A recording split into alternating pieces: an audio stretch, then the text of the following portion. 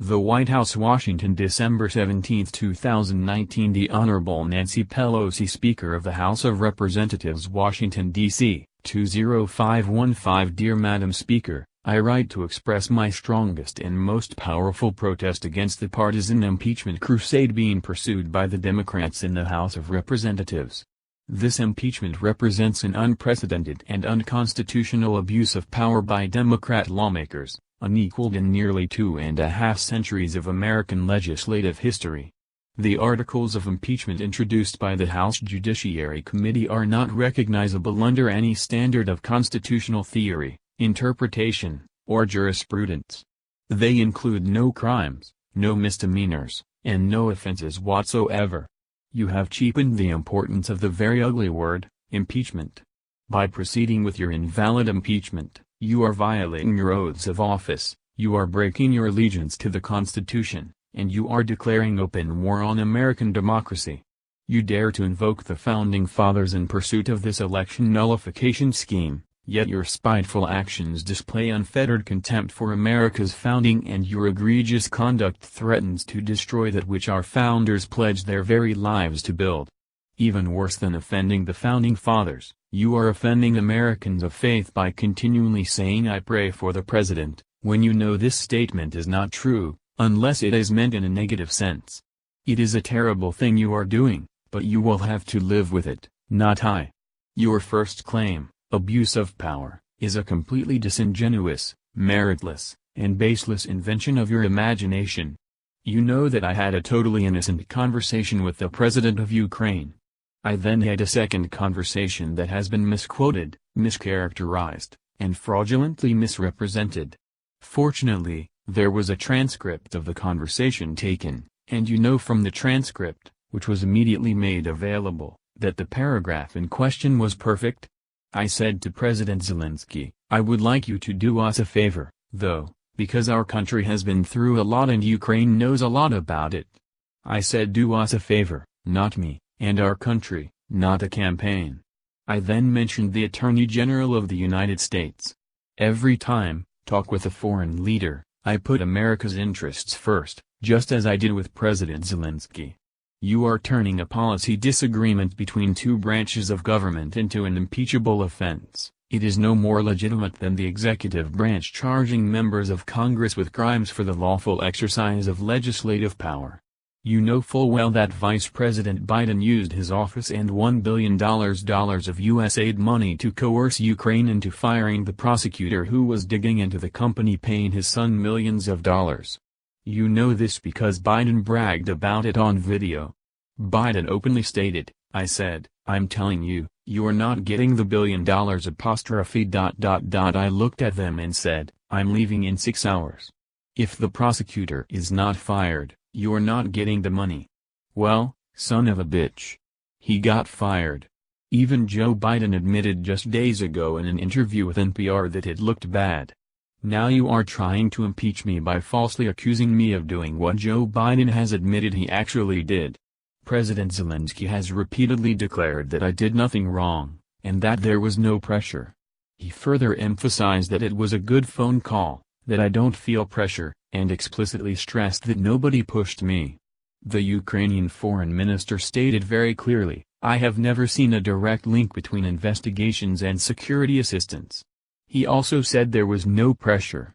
Senator Ron Johnson of Wisconsin, a supporter of Ukraine who met privately with President Zelensky, has said, "At no time during this meeting was there any mention by Zelensky or any Ukrainian that they were feeling pressure to do anything in return for the military aid. Many meetings have been held between representatives of Ukraine and our country. Never once did Ukraine complain about pressure being applied, not once."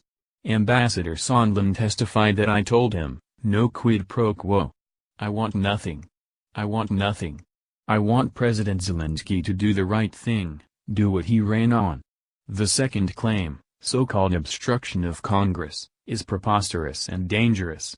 House Democrats are trying to impeach the duly elected President of the United States for asserting constitutionally based privileges that have been asserted on a bipartisan basis by administrations of both political parties throughout our nation's history. Under that standard, every American president would have been impeached many times over. As liberal law professor Jonathan Turley warned when addressing congressional Democrats, "I can't emphasize this enough. If you impeach a president, if you make a high crime and misdemeanor out of going to the courts, it is an abuse of power. It's your abuse of power. You're doing precisely what you're criticizing the president for doing. Everyone, you included, knows what is really happening. Your chosen candidate lost the election in 2016, in an electoral college landslide, 306 to 227, and you and your party have never recovered from this defeat. You have developed a full-fledged case of what many in the media call Trump derangement syndrome, and sadly, you will never get over it. You are unwilling and unable to accept the verdict issued at the ballot box during the great election of 2016. So you have spent 3 straight years attempting to overturn the will of the American people and nullify their votes. You view democracy as your enemy. Speaker Pelosi, you admitted just last week at a public forum that your party's impeachment effort has been going on for 2.5 years, long before you ever heard about a phone call with Ukraine. 19 minutes after I took the oath of office, the Washington Post published a story headlined, "The campaign to impeach President Trump has begun."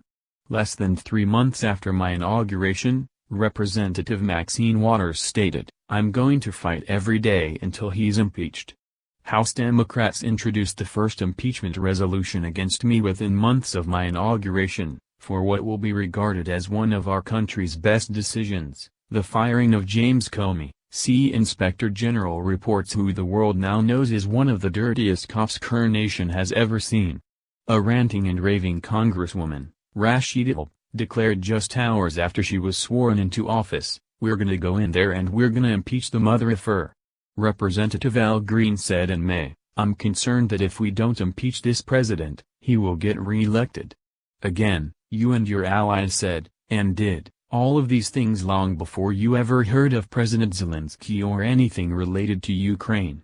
As you know very well, this impeachment drive has nothing to do with Ukraine, or the totally appropriate conversation I had with its new president.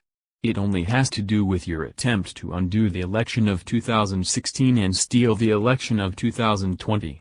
Congressman Adam Schiff cheated and lied all the way up to the present day, even going so far as to fraudulently make up, out of thin air, my conversation with President Zelensky of Ukraine and read this fantasy language to Congress as though it were said by me.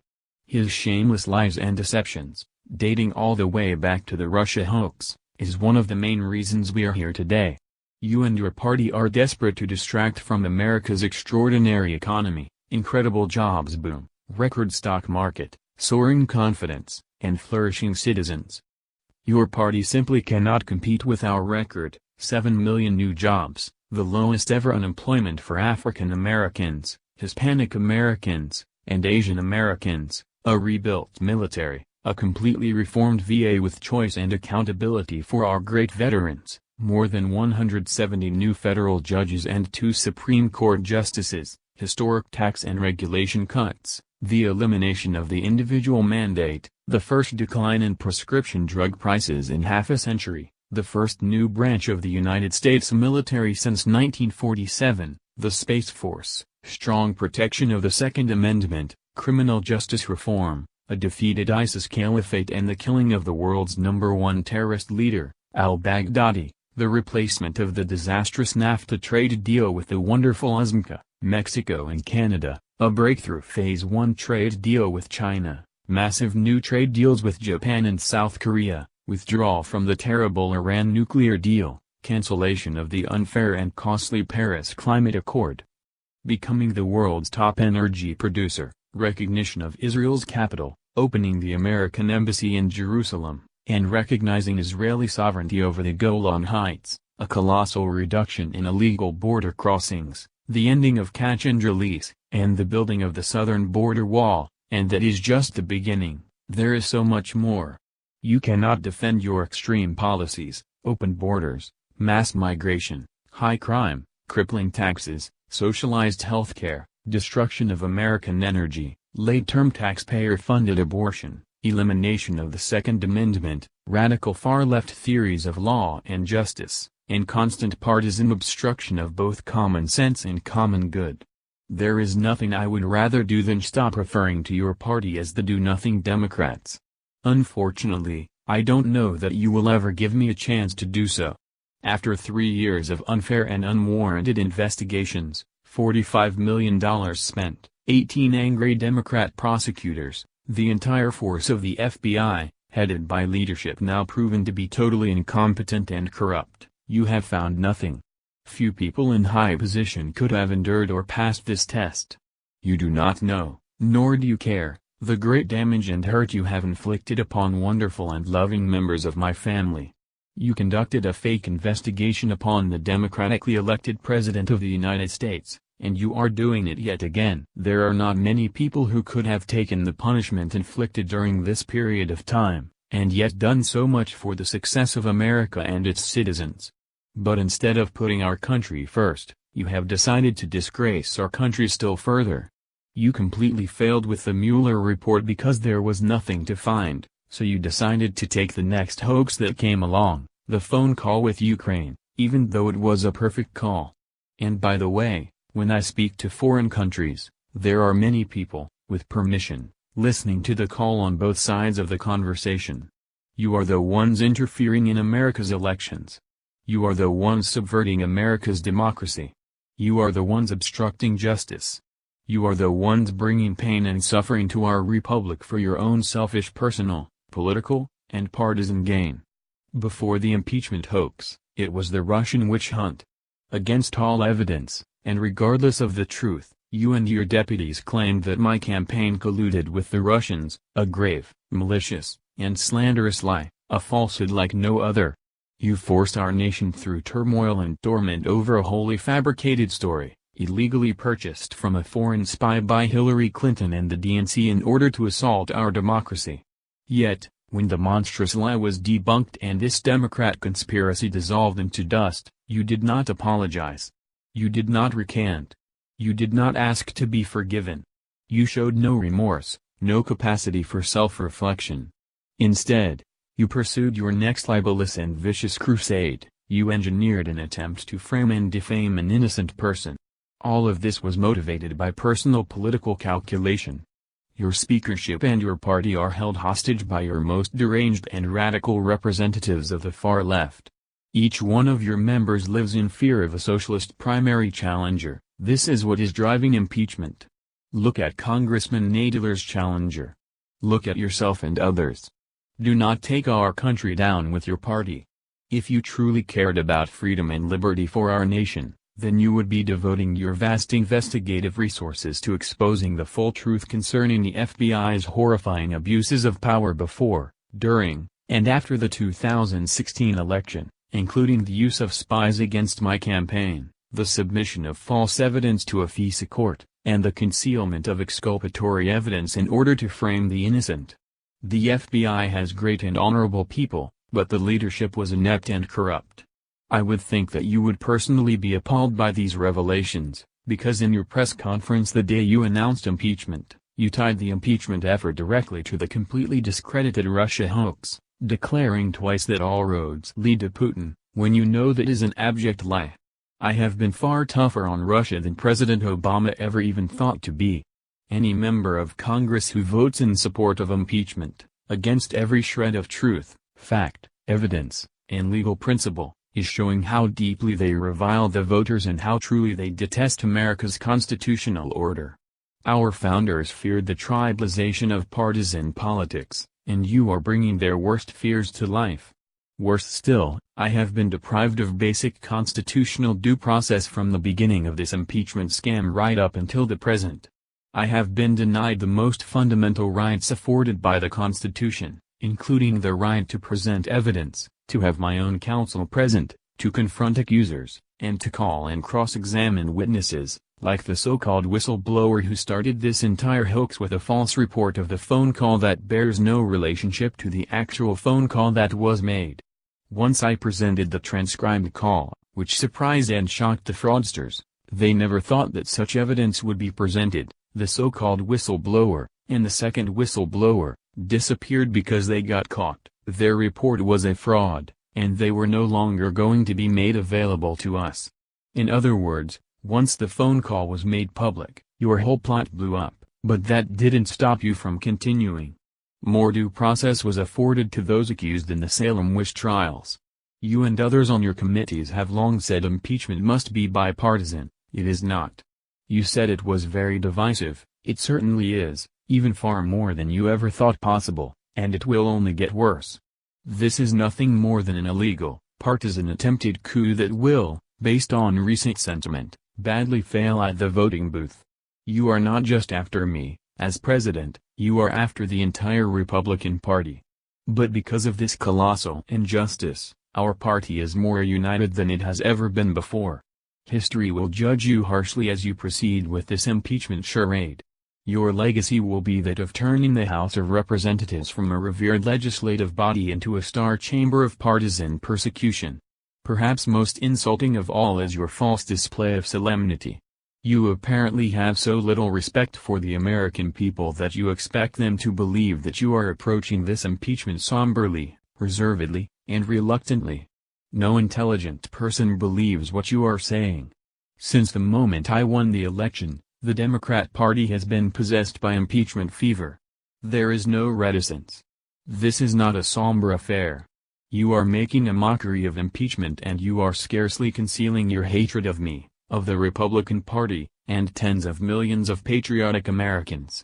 The voters are wise, and they are seeing straight through this empty, hollow, and dangerous game you are playing.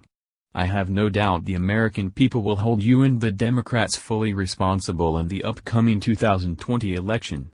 They will not soon forgive your perversion of justice and abuse of power. There is far too much that needs to be done to improve the lives of our citizens. It is time for you and the highly partisan Democrats in Congress to immediately cease this impeachment fantasy and get back to work for the American people. While I have no expectation that you will do so, I write this letter to you for the purpose of history and to put my thoughts on a permanent and indelible record. 100 years from now, when people look back at this affair, I want them to understand it, and learn from it, so that it can never happen to another president again. Sincerely yours, Donald J. Trump, President of the United States of America, CC, United States Senate, United States House of Representatives.